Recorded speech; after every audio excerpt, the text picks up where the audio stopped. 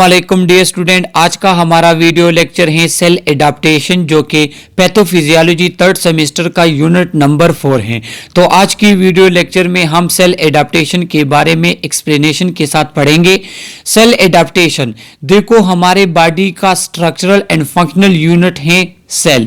जब भी कोई स्ट्रेसफुल कंडीशन होते हैं या इन्वायरमेंटल स्टिमुलस आते हैं, इन्वायरमेंटल चेंजेस आते हैं, तो उनका मुकाबला करने के लिए हमारे सेल्स में कुछ चेंजेस होती हैं, वो अपने आप को एडाप्ट करता है उस डिफरेंट कंडीशन के साथ।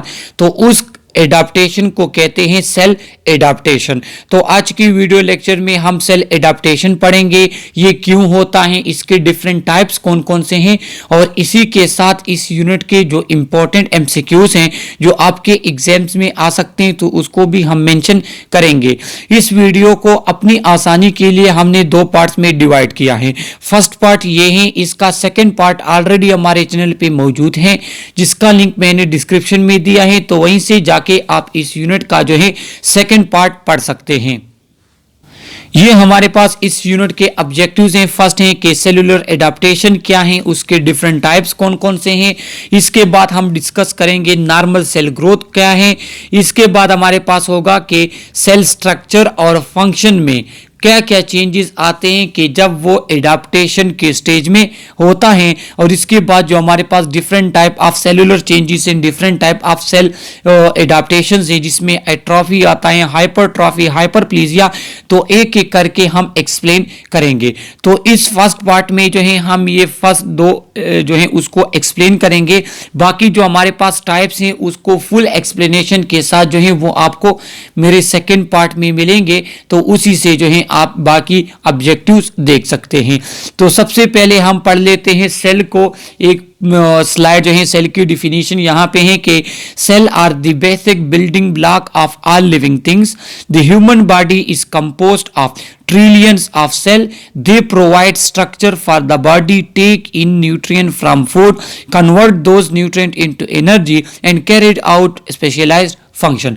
तो देखो, सेल हमारे बॉडी का स्ट्रक्चरल एंड फंक्शनल यूनिट है, जो कि आप ऑलरेडी एफएससी और मैट्रिक में पढ़ चुके हैं। तो स्ट्रक्चरल यूनिट किस तरह है, हमारा स्किन जो बना है ये डिफरेंट टाइप ऑफ सेल से बना है, सही है। इसके बाद हमारे पास लिवर, हमारे पास हार्ट, तो हमारे बॉडी के जितने भी ऑर्गन है तमाम जो हैं वो सेल से बने होते हैं। तो ये हमारे पास बनाता है स्ट्रक्चर, और वही सेल फंक्शन भी परफॉर्म करते हैं। किडनी के सेल फिल्ट्रेशन करेंगे, सही है। इस तरह हमारे पास जो है आरबीसी वो ऑक्सीजन लेकर जाते हैं।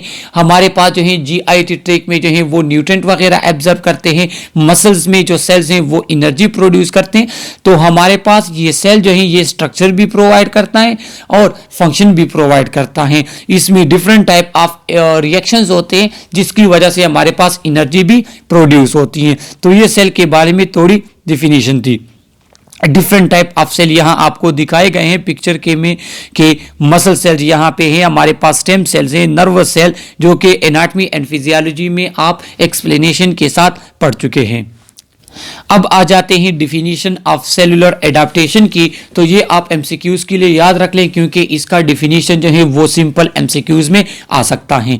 The change in cell shape, size, pattern of growth and metabolic activity in response to environmental stress in order to escape and protect themself from injury is called cellular adaptation. Cellular adaptation किसे कहते हैं कि जब cell अपने shape में या size में या पैटर्न ऑफ ग्रोथ और मेटाबॉलिक एक्टिविटी में चेंजेस लेकर आता है सेल, किस वजह से, इन्वायरमेंटल स्ट्रेस से एस्केप करना, इन्वायरमेंटल स्ट्रेस का सामना करना, उससे अपने आप को बचाना, और सेल इंजरी से अपने आप को बचाने के लिए जो चेंजेस सेल अपने आप में लेकर आता है, चाहे वो उसके शेप में हो, उसके साइज में हो, उसके pattern of growth, pattern of division में हो, या मेटाबॉलिक एक्टिविटी में हो, वो चेंजेस लेकर आता है सेल अपने आप में, ताकि इन्वायरमेंटल स्ट्रेसेस का मुकाबला किया जाए और इंजरी से बचा जाए। तो इसको कहते हैं सेलुलर एडाप्टेशन। इसके बाद the group of changes within cell in response to environmental stress is called cellular adaptation. ये इसका सिंपल जो है डिफिनीशन है कि जब सेल इन्वायरमेंटल स्ट्रेसेस को रिस्पांस में अपने आप में जो चेंजेस लेकर आता है उसको कहते हैं सेलुलर एडाप्टेशन। थर्ड डिफिनीशन भी हमारे पास है कि cellular adaptation refer to those adjustment that a cell make in response to alteration in environment in which it must lie. जिस एनवायरनमेंट में एक सेल रहता है, जब वो उस एनवायरनमेंट में जो चेंजेस ले आते हैं उसका मुकाबला करने के लिए जब सेल अपने आप में जो चेंजेस करता है उसको कहते हैं सेलुलर एडाप्टेशन। सही है, तो आगे जाके हम पढ़ेंगे कि सेलुलर एडाप्टेशन क्यों होती है और इसके टाइप्स कौन कौन से हैं। अब हमारे पास आ जाते हैं पर्पस ऑफ सेलुलर एडाप्टेशन के सेलुलर एडाप्टेशन का पर्पस क्या है, ये क्यों होता है। Cellular adaptation permit survival and maintenance of cell function in different part of our body. हमारे बॉडी के डिफरेंट पार्ट में डिफरेंट टाइप ऑफ इन्वायरमेंट होता है, different type of environmental changes आते हैं। देखो मैं इंटरनल इन्वायरमेंट की बात कर रहा हूँ, कभी एसिडिक होता है तो कभी बेसिक होता है, कभी वहां पे हमारे पास न्यूट्रिएंट ज्यादा हो जाते हैं, कभी कम हो जाते हैं। तो बॉडी की इंटरनल जो है क्या कहते हैं इंटरनल इन्वायरमेंट में सर्वाइव करने के लिए हमारे पास सेल क्या करता है, खुद को एडाप्ट करता है, अपने आप में चेंजेस लेकर आता है। सेलुलर एडाप्टेशन में alter differentiation of genes enabling a cell to change size form और शेप। सेलुलर एडाप्टेशन क्या करता है कि वो जेनेटिक चेंजेस लेकर आता है, डिफरेंशिएशन लेकर आता है, जिसकी वजह से आपके पास आपके बॉडी में डिफरेंट शेप के, डिफरेंट साइज के और डिफरेंट स्ट्रक्चर के आपके पास क्या होते हैं, सेल्स बनते हैं आपके बॉडी में। Cellular adaptation is normal adaptive response to an appropriate stimulus. और ये क्या है, ये हमारे पास एक नॉर्मल एडाप्टिव रिस्पांस है, किसकी तरफ, एक स्टिमुलस की तरफ। देखो हमारे पास सेल एडाप्टेशन मैक्सिमम टाइम जो होती है वो एक नॉर्मल एडाप्टिव रिस्पांस है, ताकि आपका सेल डिफरेंट इन्वायरमेंट में अपने आप को सर्वाइव रख सके। तो उस वजह से क्या होते हैं, सेलुलर एडाप्टेशन होती है। तो ये क्या है हमारे पास, ये एक नॉर्मल रिस्पांस है हमारे बॉडी का इन्वायरमेंटल चेंजेस की तरफ, चाहे वो इंटरनल इन्वायरमेंट चेंज हो या एक्सटर्नल इन्वायरमेंटल चेंजेस। तो इंटरनल इन्वायरमेंटल चेंजेस का तो मैंने आपको बता दिया है ना कि हमारे बॉडी के जो फ्लूइड, इलेक्ट्रोलाइट्स, इन चीजों में जब बैलेंस इम्बैलेंस आते हैं तो ये इंटरनल इन्वायरमेंट है हमारे बॉडी का। अब cellular response to stress and noxious stimuli. हमारी सेल का जो स्ट्रेस और नॉक्सियस स्टिमुलाई, वो स्टिमुलाई जो सेल को इंजर करते हैं, जो सेल के लिए नुकसानदेह होते हैं, उसकी तरफ जो रिस्पांस है उसको हम कहते हैं cellular adaptation. The normal cell is confined to fairly narrow range of function and structure by its genetic program of metabolism, differentiation and specialization, by constraint of neighboring cell and by availability of metabolic substrate। देखो हमारे body में जितने भी cell हैं, हर cell के अपने एक specific functions होते हैं और वो डिपेंड करता है उसके नेबरिंग सेल पे और अवेलेबिलिटी ऑफ मेटाबॉलिक सबस्ट्रेट्स वगैरह, जो वहां पे मेटाबॉलिक सबस्ट्रेट्स कौन कौन से अवेलेबल हैं उसके जो नेबरिंग सेल हैं। तो इन तमाम चीजों पे डिपेंड करता है हमारे पास सेल, और सेल की फंक्शन का एक नैरो रेंज है। मतलब आपकी किडनी के सेल फिल्ट्रेशन करेंगे, आपके ब्लड सेल ऑक्सीजन लेकर जाएंगे जो आरबीसी हैं। ऐसा कभी नहीं हो सकता कि आपके एक सेल फंक्शन प्रोवाइड करे आपको दूसरे सेल का, ऐसा नहीं होगा। हर सेल टाइप अपने ही फंक्शन करते हैं, उनका अपना narrow range of function and structure होता है। सही है। It is nevertheless able to handle normal physiological demand maintaining a steady state called homeostasis. और क्या होता है कि ये सेल हमारे पास होमोस्टेसिस मेंटेन रखता है कि अगर आपके पास बाहर का इन्वायरमेंट में चेंजेस आते हैं तो ये अपने आप में चेंजेस लेकर आता है, ताकि आपका जो सेल्स का फंक्शन है वो एक बैलेंस रहे, आपकी बॉडी फंक्शन एक बैलेंस में रहे। हाँ, अगर आपके पास स्टिमुलाई हद से ज़्यादा बढ़ेगी तो आपके पास होमोस्टेसिस उस जगह पे नहीं होगा, या आपके पास आपके सेल में कोई प्रॉब्लम आएगी तो उस टाइम पे फिर आपके पास सेलुलर एडाप्टेशन और होमोस्टेसिस फिर नहीं हो सकता। सही है। इसके बाद हमारे पास आ जाते हैं नॉर्मल सेल ग्रोथ पे, जो कि हमारे पास सेकेंड ऑब्जेक्टिव थी। तो नॉर्मल सेल ग्रोथ हमारे पास 3 टाइप्स का होता है मेनली। एमसीक्यूज के लिए आप इसको याद रख ले। फर्स्ट हमारे पास है labile cell. Labile cell proliferate continuously, short life span and high regenerative capacity. Labile cell हमारे पास या लेबाइल ग्रोथ, लेबाइल सेल वो सेल हैं या लेबाइल ग्रोथ वो ग्रोथ का टाइप है कि जिसमें हमारे पास सेल कंटिन्यूसली रीजनरेट होते हैं, बनते हैं, अपना लाइफ स्पेन पूरी करते हैं, फिर टूट जाते हैं, फिर और बनते हैं, फिर टूट जाते हैं। जिस तरह हमारे पास बोन मैरो स्टेम सेल्स हैं, epidermal cell of skin, gut epithelium. हमारे पास आरबीसी 120 दिन उसका लाइफ होता है, लाइफ स्पेन 120 डेज होता है, उसके बाद वो खत्म होके और बनते हैं। तो ये कहीं ये लेबाइल सेल में आते हैं। बिल्कुल इसी तरह हमारा स्किन का जो एपिथेलियम है, तो वो एक टाइम के बाद क्या करता है, वो शेड आउट करता है और स्किन बन जाते हैं, वो फिर शेड आउट करते हैं, फिर और स्किन हमारे पास बन जाता है। तो वो सेल जिनकी रिजनरेटिव कैपेसिटी हाई होगी उसको कहेंगे लेबाइल सेल। एमसीक्यूज के लिए आप याद रख ले। इसके बाद सेकंड है हमारे पास stable cell. Stable cells are types of cell divide infrequently but can regenerate when cells are lost. Example hepatocyte. Stable cell हमारे पास वो सेल होते हैं जो डिवाइड तो होते हैं, मतलब उनमें डिवीजन होती है, लेकिन इनफ्रीक्वेंटली होती है।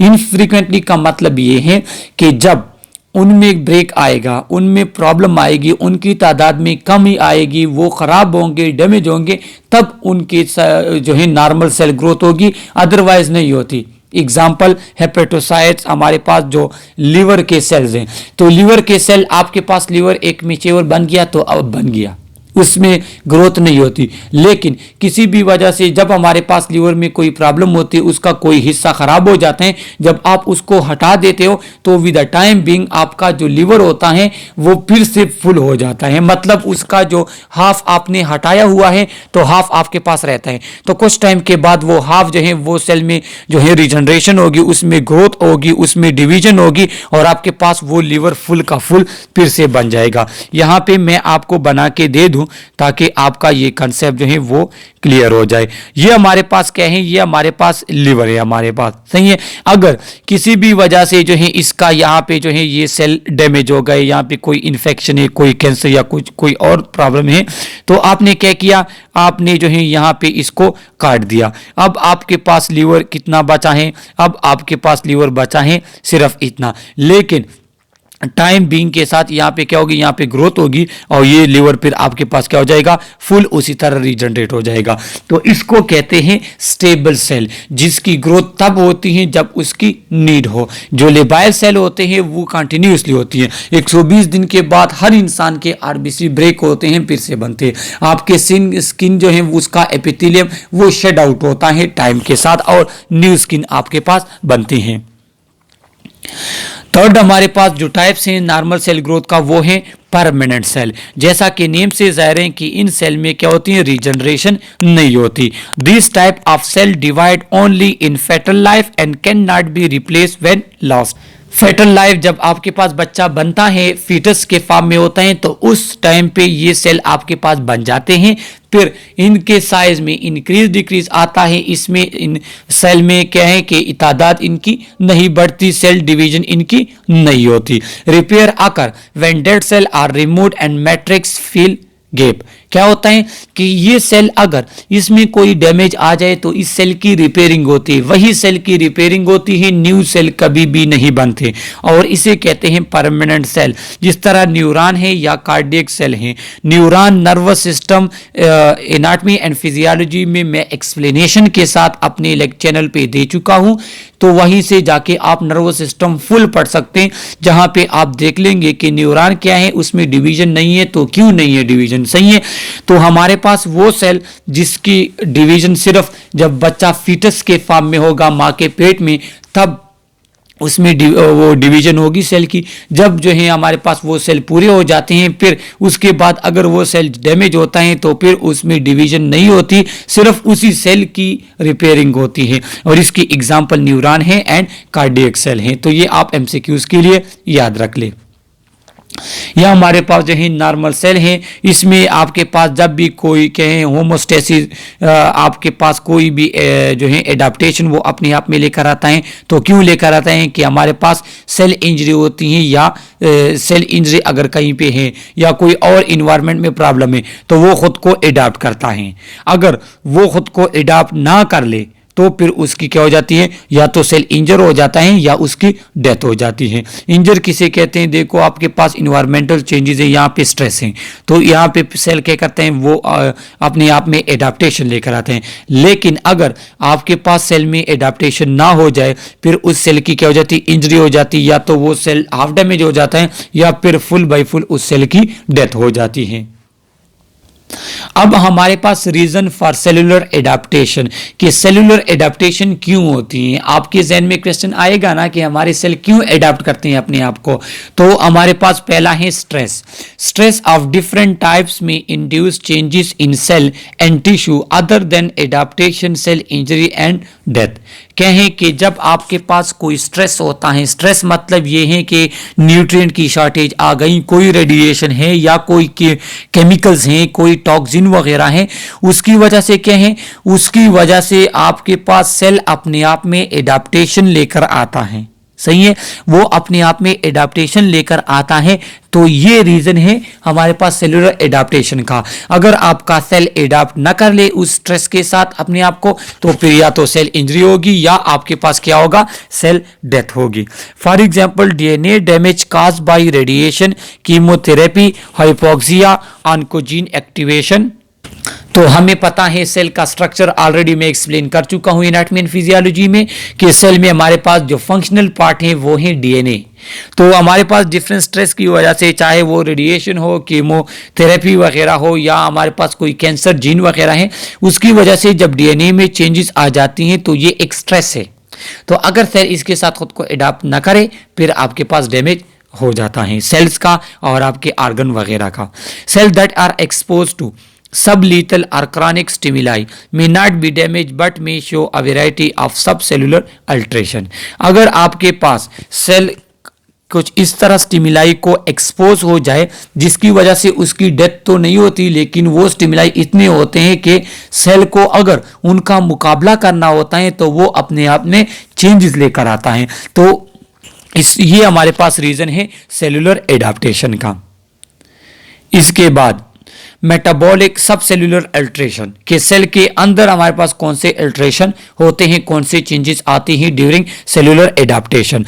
Metabolic derangement in cell may be associated with intracellular accumulation of number of substance including proteins, lipids and carbohydrate.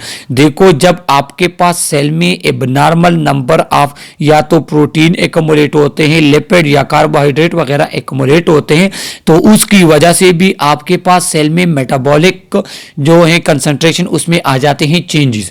तो इसका भी आपके सेल ने क्या करना होता है, खुद को एडाप्ट करना होता है इस कंडीशन के साथ और उस स्टिमुलाई को क्या करना होता है, कम करना होता है।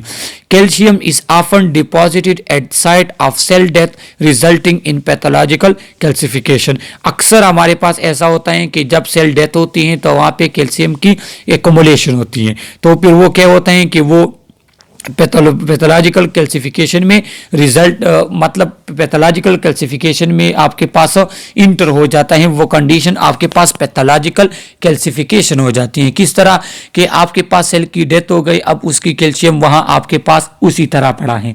अब अगर किडनी में सेल की डेथ हो जाती है वहां पे आपके पास कैल्शियम स्टोन बन सकता है, सही है, या आपके पास ब्लड वगैरह में वहां पे कैल्शियम की जो क्वांटिटी उसमें इंक्रीज आ सकता है, बैलेंस इम्बैलेंस आ सकता है।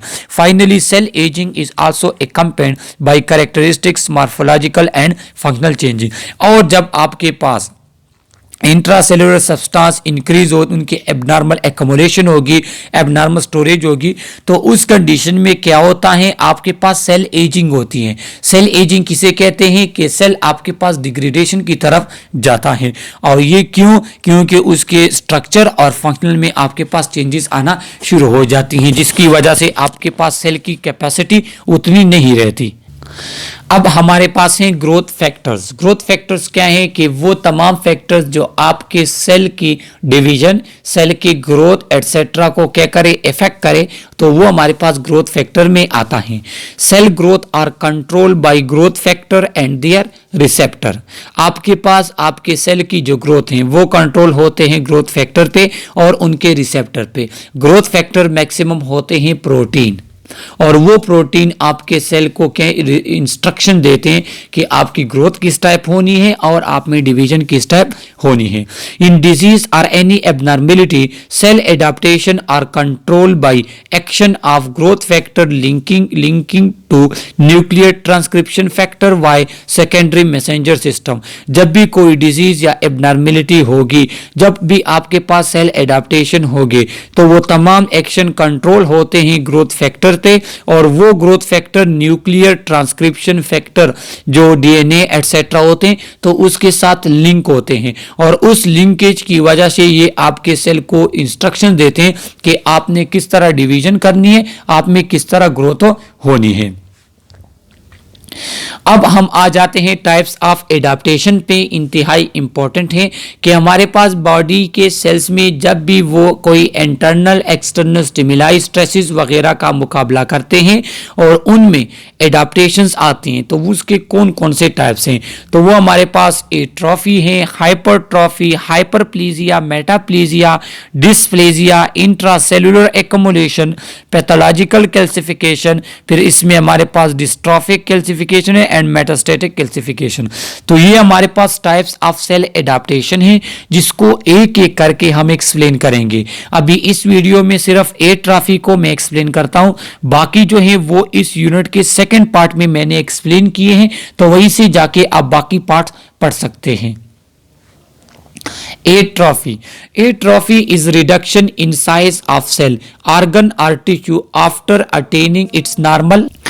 तो एट्रोफी किसे कहते हैं? Atrophy reduction in size of cell, organ और टिश्यू। देखो, जब भी आपके बॉडी में, आपके बॉडी के सेल में साइज में रिडक्शन आती है, उसका साइज कम होता है, तो इस कंडीशन को हम कहते हैं एट्रोफी। लेकिन कब? कि जब आपके पास उस सेल का नॉर्मल साइज होगा, कि एक दफा आपके पास एक सेल अपना नॉर्मल ग्रोथ जो है नॉर्मल साइज अटेन कर ले, उसके बाद किसी भी वजह से आपके पास उस सेल के साइज में डिक्रीज आता है, रिडक्शन आता है, तो इसको हम कहते हैं एट्रोफी। तो जैसा आपको पता है कि हमारे पास डिफरेंट टाइप ऑफ सेल जमा होके क्या करते हैं, टिश्यू बनाते हैं, और फिर डिफरेंट टिश्यू जब जमा होके वो आर्गन बनाते हैं। तो जब आपके पास एक आर्गन के सेल में डिक्रीज आएगा, तो ऑटोमेटिकली उस आर्गन के साइज और उस टिश्यू के साइज में भी डिक्रीज आएगा। एग्जाम्पल मैं आपको बता दूं कि अगर आपके पास मसल सेल्स में जो है डिक्रीज आता है, तो उस वजह से आपका मस्कुलर टिश्यू और मस्कुलर आर्गन में क्या आएगा, उसके साइज में भी डिक्रीज आएगा। तो जब आपके पास किसी सेल के साइज में या टिश्यू या आर्गन के साइज में डिक्रीज आता है किसी भी वजह से, तो उसको कहते हैं एट्रोफी। और ये कब? कि जब आपके पास उस सेल का नॉर्मल साइज उसने अटेन किया हो। देखो, इस तरह भी हमारे पास हो सकता है कि अगर एक सेल अभी जो है वो बन गया है, अभी डिवीजन हो गई है, अब सेल का साइज इंक्रीज हो रहा है, लेकिन उसके इंक्रीज होने के टाइम पे उसके साइज में एकदम से डिक्रीज आ जाए, तो वो फिर एट्रोफी में नहीं होता। एट्रोफी उन सेल में होगी कि एक सेल हमारे पास नॉर्मल है, सही है। अब किसी भी वजह से इस सेल के शेप में अगर कमी आ जाती है, तो फिर इसको हम कहते हैं atrophy.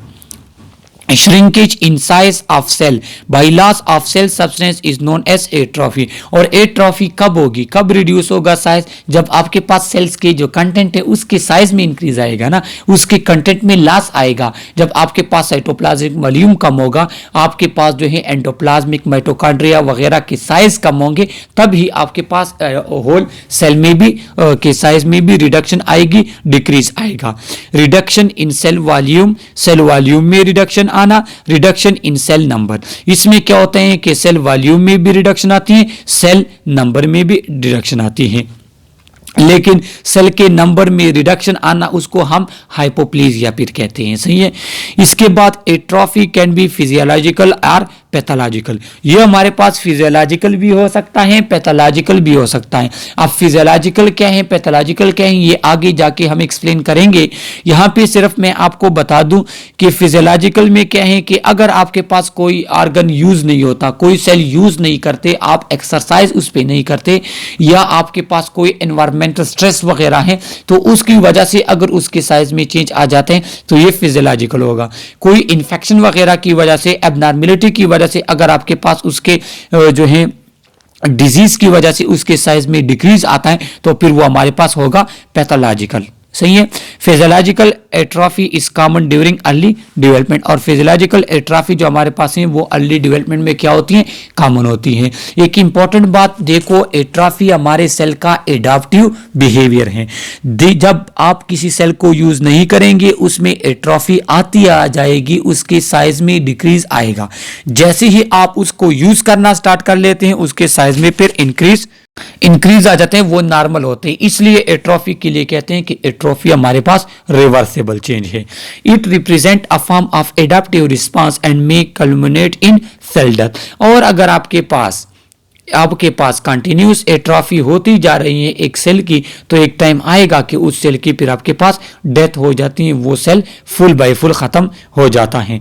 When a sufficient number of cell are involve the entire tissue और organ diminish in size are become atrophic. और जब आपके पास एक से ज्यादा सेल की एट्रोफी होती है तो एक टाइम आपके पास आ जाता है कि वो टिश्यू जो उन सेल से बना है उसके टिश्यू के साइज में या उसके ऑर्गन के साइज में डिक्रीज आ जाते हैं और वो फुल टिश्यू या ऑर्गन क्या हो जाते हैं, एट्रोफिक हो जाता है। इस पिक्चर में आप साइज देख लीजिए, हमारे पास नॉर्मल सेल का शेप था, लेकिन एट्रोफी हुई, अब इनका सेल जो है शेप जो है वो कम हो गया, उसका साइज वो कम हो गया, तो इसको कहते हैं एट्रोफी। तो ये आपको एमसीक्यूज के लिए जो है अब याद होगा कि एट्रोफी किसे कहते हैं। एमसीक्यूज इसमें लाजमी आते हैं, जितने भी टाइप्स आप पढ़ेंगे सेल एडाप्टेशन के, इससे आपके 3-4 टाइप से आपके पास एमसीक्यूज 3-4 आएंगे। Atrophy due to decrease workload और adverse environmental condition for a cell. Atrophy is a adaptive and reversible cellular change. बिल्कुल वही बात जो मैंने आपको कही कि या एडवर्स इन्वायरमेंटल कंडीशन है या आपके पास डिक्रीज वर्कलोड है, उस वजह से सेल के साइज में डिक्रीज आ जाता है और सेल आपके पास क्या हो जाते हैं, एट्रोफिक हो जाते हैं, श्रिंक हो जाते हैं। लेकिन ये रिवर्सिबल है, ये चेंज आपके पास वापस जो है सेल नॉर्मल में जा सकता है अगर आप उस सेल को या टिश्यू को यूज करना स्टार्ट कर ले। Atrophy result in decrease cell size, cell के साइज में डिक्रीज आएगा। नंबर फिर मैंने आपको कह दिया कि वो फिर हाइपोप्लेजिया में आता है।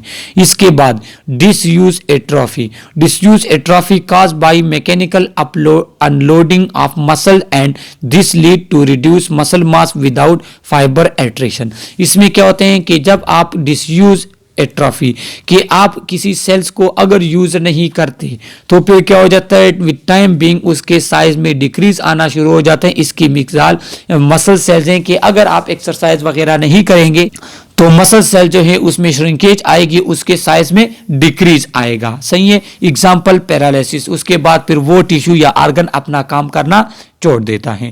इसके बाद degeneration atrophy, degeneration either eliminate the cell completely और alter to form that its specific differentiation is no longer recognizable. इसके बाद हम एग्जाम्पल इन्होंने दिया है MS multiple sclerosis. Multiple sclerosis में क्या होता है कि आपके पास जो नर्व सेल्स हैं उसके ऊपर जो माइलिन शीट है वो आपके पास क्या हो जाती हैं, उसमें डैमेज होना शुरू, वो डिजनरेट होना शुरू हो जाता है, वो माइलिन शीट आपके पास खत्म होना शुरू हो जाता है। तो जब भी आपकी इम्यून कोई प्रॉब्लम की वजह से या किसी भी वजह से आपके पास जब सेल की डिजनरेशन स्टार्ट होना शुरू हो जाती है, वो सेल कम होना खत्म होना शुरू हो जाता है, तो इस कंडीशन को हम कहते हैं डिजनरेशन एट्रोफी। इसके बाद ischemic atrophy when there is not enough blood flow to brain और टू मीट मेटाबॉलिक डिमांड। तो इस्केमिक एट्रोफी हमारे पास किडनी या हार्ट में होती है कि जब आपके पास ब्लड सर्कुलेशन हार्ट की तरफ, ब्रेन की तरफ, किडनी की तरफ नॉर्मल ना हो, तो फिर क्या होता है कि उसके सेल के साइज में डिक्रीज आना शुरू हो जाते हैं और इसको कहते हैं ischaemic atrophy.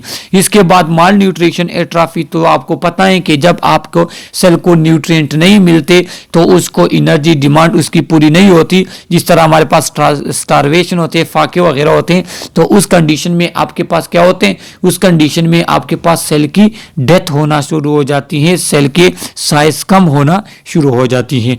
Loss of endocrine stimulation, और एंडोक्राइन स्टिमुलेशन की लॉस मतलब हार्मोनल चेंजेस की वजह से भी आपके पास एट्रॉफी होती है। देखो हमारे पास जो प्रेगनेंसी होती है तो फीमेल जब प्रेग्नेंट होती हैं तो वहाँ पे एस्ट्रोजन प्रोजेस्टेरोन रिलीज होते हैं, सेक्रेट होते हैं, तो उस वजह से वो यूट्रो जो है उसका साइज इंक्रीज होता है और वो इतना बड़ा होता है, उसमें आपके पास जो है छोटा बच्चा जो होता है।